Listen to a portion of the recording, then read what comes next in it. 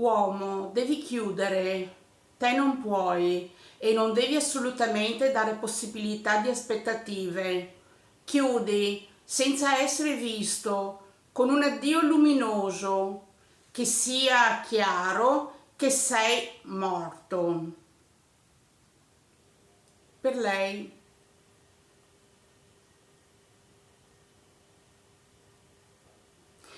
L'altra deve sparire, essere tolta dalla prospettiva di chi che è e vuole ancora.